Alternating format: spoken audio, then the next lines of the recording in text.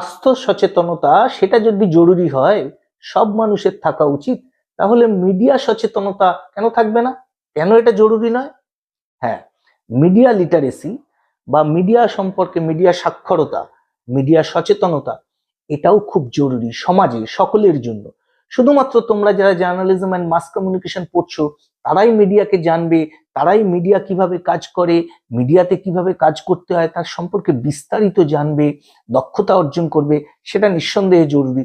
কিন্তু at least minimum অন্তত পক্ষে সচেতনতাটা কিন্তু সকলের মধ্যে থাকা দরকার। সমাজের সমস্ত নাগরিকের যারা মিডিয়াকে ব্যবহার করবে তারা যদি মিডিয়াকে চিনতে না পারে, মিডিয়া সম্পর্কে জানতে না পারে, তাহলে পরে কিন্তু তারা মিডিয়াকে সঠিকভাবে ব্যবহার করতে পারবে না। মিডিয়া লিটারেসি এটা খুব প্রয়োজনীয়, জানো এটা শিক্ষাক্ষেত্রে সকলের কাছে পৌঁছে দেওয়ার কথা, প্রয়োজনীয়তার কথা খুব গুরুত্বপূর্ণভাবে বলা হচ্ছে, এটা খুব গুরুত্বপূর্ণ হয়ে উঠেছে। কেন? তার কারণ এইটা, মিডিয়া লিটারেসি বা মিডিয়া সম্পর্কে মিডিয়া সাক্ষরতা বা মিডিয়া সচেতনতা এটা খুব জরুরি। তার কারণ মানুষের জানা উচিত যে নাগরিকরা মিডিয়াকে ব্যবহার করছে তারা সঠিকভাবে ব্যবহার করতে পারছে কিনা। এটার জন্য কি কি জানতে হবে?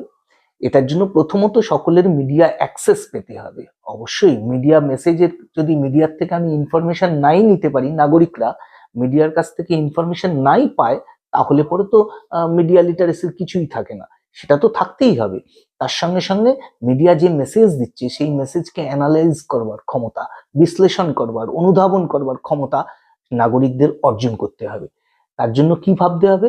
সকলকে সেটা শিখতে হবে। সব মানুষেরই এটা জানা উচিত, শেখা উচিত। ঠিক যেমন জানা উচিত যে কেন আমি হাত না ধুয়ে খাবো না, কেন মশারি নাটা নিয়ে শোবো না, এগুলো যেরকম জানা উচিত ঠিক তেমনি জানা উচিত যে কোন মিডিয়া আমাকে সংবাদটা দিচ্ছে, তথ্যটা দিচ্ছে, এই মিডিয়াটার পিছনে কে আছে, কে আমাকে সংবাদটা দিচ্ছে, কে কিভাবে আমাকে ইনফরমেশন বা সংবাদটা দিচ্ছে, তথ্যটা কিভাবে দিচ্ছে, সেটাকে কিভাবে ফ্রেম করা হয়েছে, কিভাবে তুলে ধরা হচ্ছে।